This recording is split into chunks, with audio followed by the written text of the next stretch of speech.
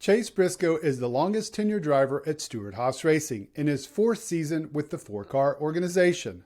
I had a chance to visit with a 29-year-old driver before the March 24th race at Circuit of the Americas, and we talked about a variety of topics, including the difference between this year and last year.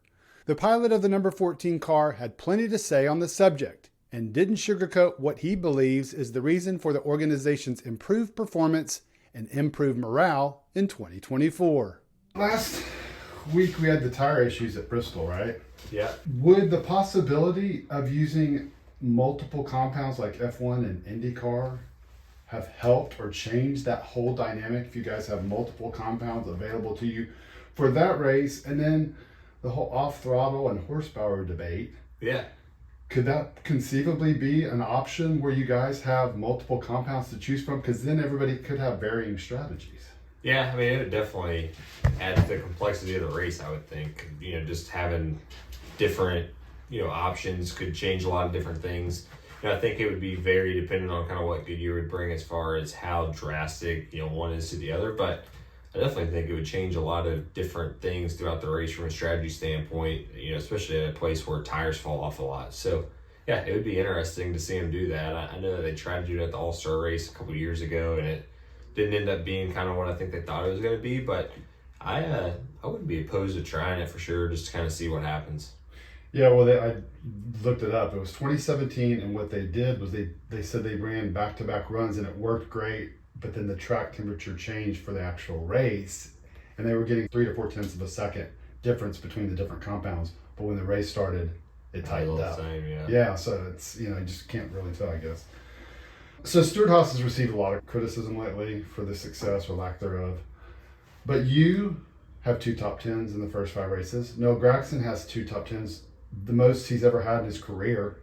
So what does that say? What can fans, I know it's just 5 races, but what can fans take from the first 5 races and the results of you 2 guys specifically? And I know Josh got a 12th place last week. What can they take from the start? Yeah, I would say that definitely, internally the place has been way different, I would say, from especially last year. Just everybody's, I think, way more excited and knows that we just have something different than we've ever had before, which is exciting. But then even on the racetrack, I think you can just look at the results and see that they've been way better. Last year, I bet we didn't qualify inside the top 10 at any track other than Martinsville or Daytona and Talladega. And this year, the only race we haven't qualified in the top 10 has been Daytona. So that just shows from a speed standpoint, we've had speed. Finish-wise, we've had 2 top 10s. Our other finishes have kind of been right outside the top 10. And even saw a stat the other day, I think the average running position all year long, we're like 7th or 8th. So we've just been way better than what we were at all last year. So I do think that it's encouraging to kind of see where we've been.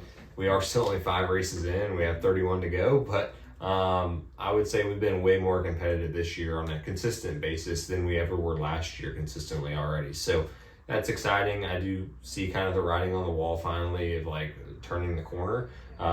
We still have a long way to go to get back to kind of what Stewart-Haas is known for from winning pretty much weekly and winning championships, but we're finally competitive again and running inside the top 10 again, which you can't win races before you start running the top 10. So we're slowly getting there, baby step wise, and just going to take time. But I will say, going into the season, I thought it would take us a little bit longer to kind of hit our stride and start kind of being consistent.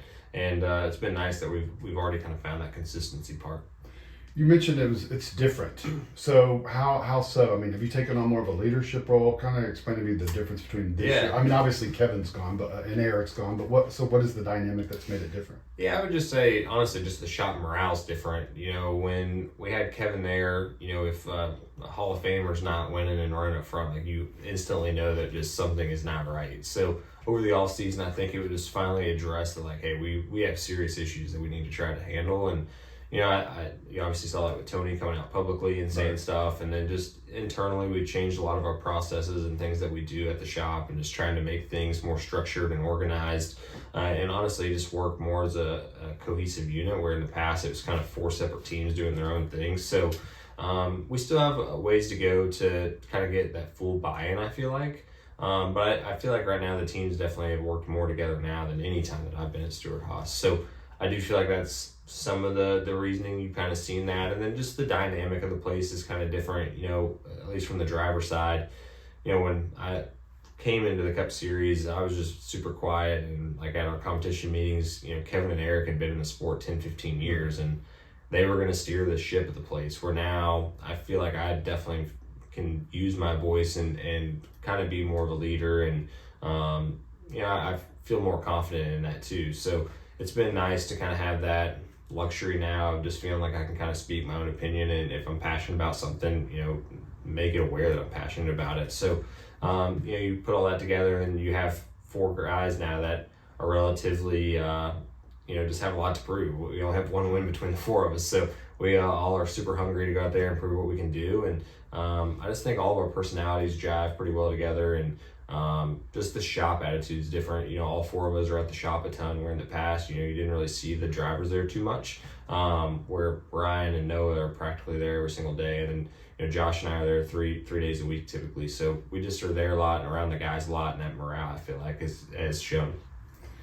So how do you convey how difficult it is to drive a race car 190 miles an hour around other people driving a race car 190 miles an hour, compared to someone who can understand going to a batting cage and hitting a 90 mile an hour fastball? You can't go drive a car. Yeah. So how do you compare and convey the challenges of being a Cup driver? Yeah, that's the ultimate question, right? If we knew the answer to that, I feel like we could hook everybody into what we're doing. It is hard because our sport is probably the only professional sport where you really can't do what the other people do, right? Like, you can't go to a batting cage, or you can't go get a basketball and go shoot threes, and you can't get a football and throw. It's hard to get in a race car and do that. So I feel like the riding experiences that they have are a good kind of tipping point, but even that's like 40% of what we go through and what we're experiencing. So it is really hard, and that's the one thing I wish that our sport could somehow figure out a way. I don't know what that way is, because I think it's impossible to get that feeling unless you're in there with us. And I think NASCAR's done a good job of putting onboard cameras in every car and things like that, so you can kind of go and see what the drivers are going through the whole race. And but it's hard to physically kind of experience what we go through. And I would say the closest thing you could do is go to, I guess, your local go-kart track, right, or rental go-kart track, and go run laps, and just imagine trying to probably run 15 seconds faster, and that's what we're probably going to do. In a sport that the popular saying is, if you ain't first, you're last.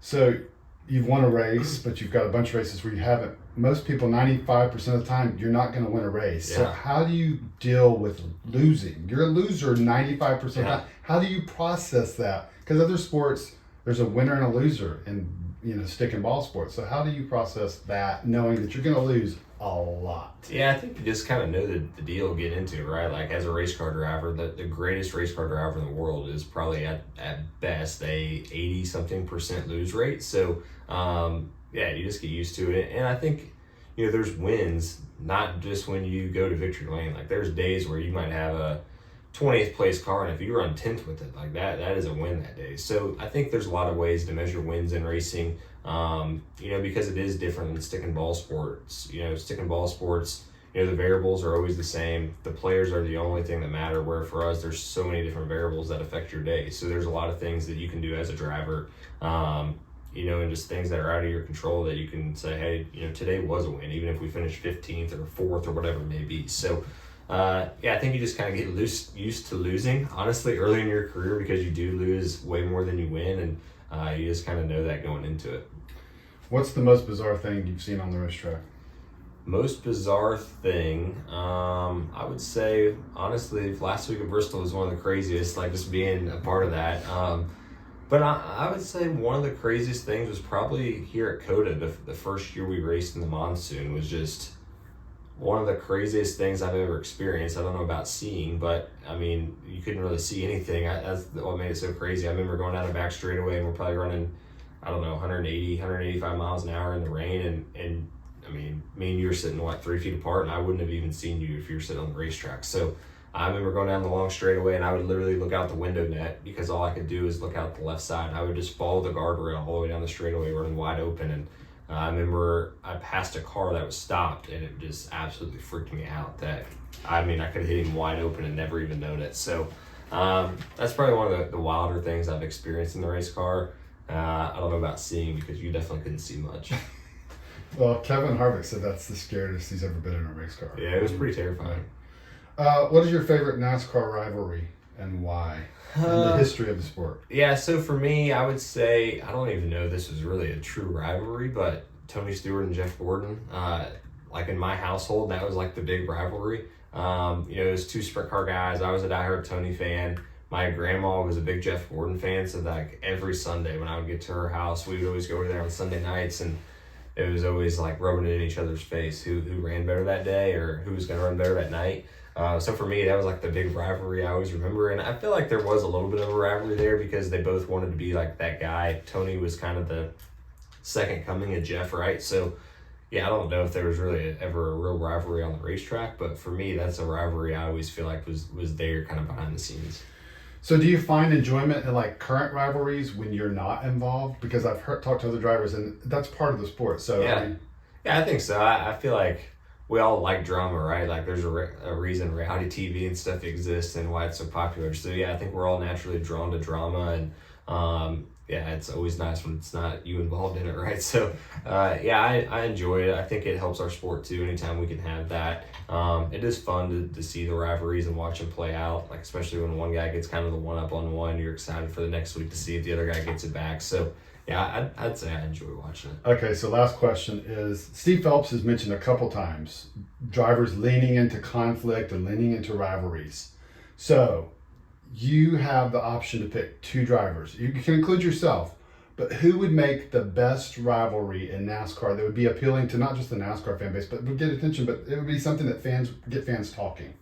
I would say, honestly, probably the biggest one that would help our sport would be probably Denny and Larson. I feel like that would be just two fan bases that are huge fan bases and are very passionate fan bases. And I feel like you have to have Denny in there because he's just such a polarizing player right now in our sport. And then, you look at Larson, he's probably one of the most popular drivers. So maybe a Larson and Denny or a Ryan Blaney and Denny. I just feel like that would be really good for our sport if we had that.